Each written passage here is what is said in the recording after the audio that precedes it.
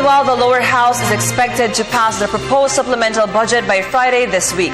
The House Appropriations panel earlier approved the measure by a vote of 10-2. More from Freddie Abando.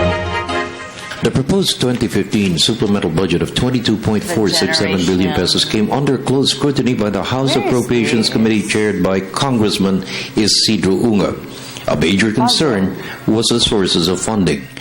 National Treasurer Rosalia De Leon bared there were two certifications that will provide the funds for the supplemental budget. First, dividends remitted by government-owned and controlled corporations. Second, income of the National Treasury from Bureau of Treasury bond investments. We have certified that as of July, for the period January to July 2014, we have already total collections from the dividends from our government-owned and controlled corporations as well as our government financial institutions amounting to about 23.622 billion.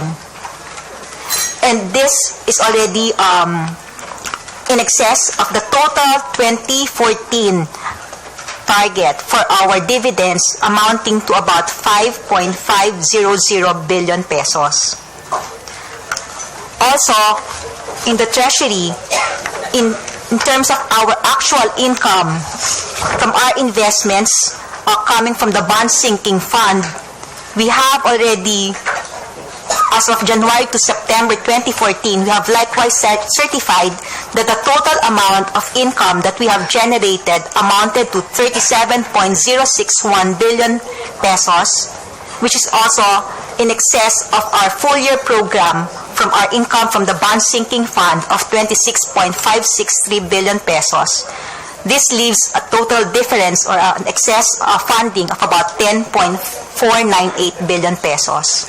Computations will show the funds to be sourced from dividends and bonds income has an excess of a little over 6 billion pesos. Because of this, Budget Secretary Florencio Abad told the committee additional projects may be proposed in the amendments to be covered by the excess funds. The major items in the budget proposal are 7.99 billion pesos allocation for permanent housing for Yolanda victims, an item questioned since the National Housing Authority was slow and short of its target in the implementation. The supplemental budget will also address payments of obligations incurred by government with the suspension of projects and programs after the Supreme Court declared the DAP and the PDAF unconstitutional. Since this latest report shows a net revenues of program amounting to 28 billion, since the requirement, for example, of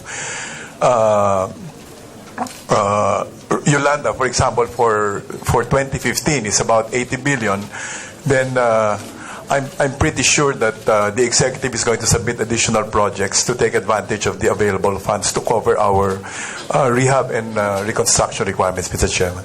Abad's proposal to include additional items has been opposed by Speaker Feliciano Belmonte. The Speaker made it clear no erratas will be entertained. The original proposal was 24.3 billion pesos but was slashed by the House to 22.467 billion pesos. Ang position ng House is we want to pass this 24, and if they want to change some of the items inside that 24 with equally qualified 22.4 with equally qualified items, okay lang yon. Pero kung dadagdagan pa yan with a new bill, hindi ako papayag. No, because kung talaga yung there's no such thing as errata supplemental budget. May errata ron sa loob ng budget pero hindi pwede yung. For the People's Television Network, this is Freddie Abando report.